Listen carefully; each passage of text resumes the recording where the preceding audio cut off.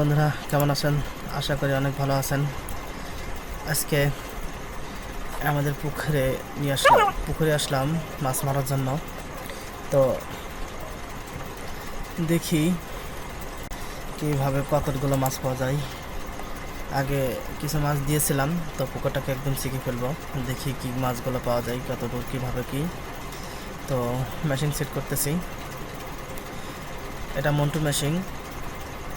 তো সেট করতেছি যে পুকুরটাকে শিখে ফেলবো।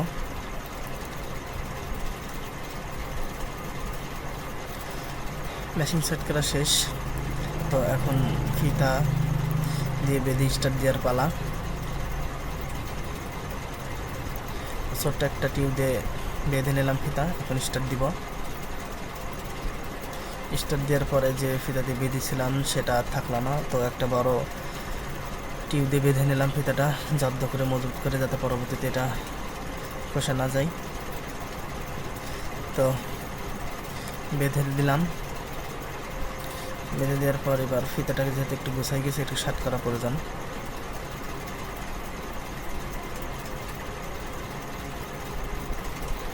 ফিতাটাকে সেট করে নিলাম। এবার স্টার্ট দেওয়ার পালা। স্টার্ট দিব। তবে পুকুরেতে মাছ দিয়েছিলাম আমি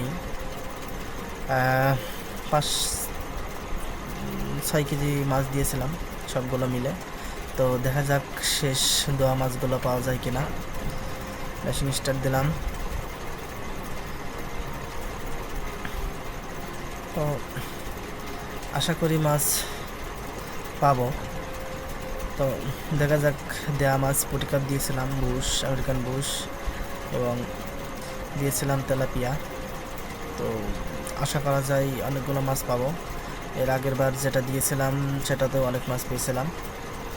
তো এটা মাছের সাথে যে মাছগুলো মারতে গিয়ে তবে পুকুরতে মাছ পাইনি। তো দেখা যাক পুকুরটাকে পানি নিষ্কাশন করার পর দেখে যাক মাছ পাওয়া যায় কিনা।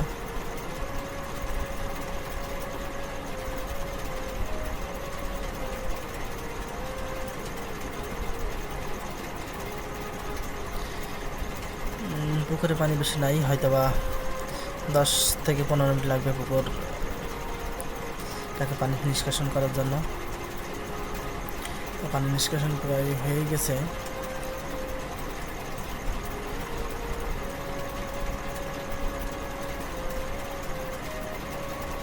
আমার ইঞ্জিনটা চলতেছে। এমনিতেই লুজ পানি উঠালে পানি বেশি ওঠে, খুব তাড়াতাড়ি শেষ হয়ে যায়। তো দেখা যাক কয় মিনিটে শেষ হয়।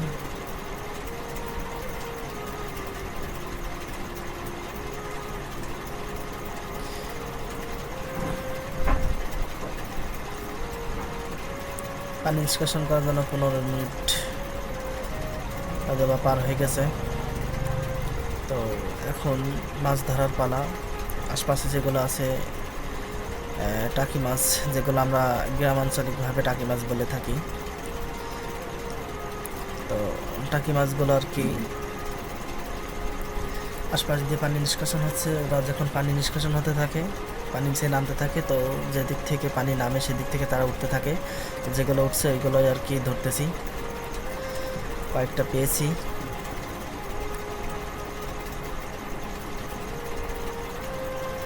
আর এমনি তো পুকুরে প্রচুর পরিমাণে কাদা, মানে একবারে মাজা পর্যন্ত গেড়ে যাওয়া অবস্থা আর কি।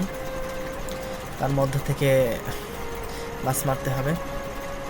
তো পানি প্রায় শেষের দিকে, পানির লাইনটা করে দিই যাতে মেশিনে নিষ্কাশন করতে পারে।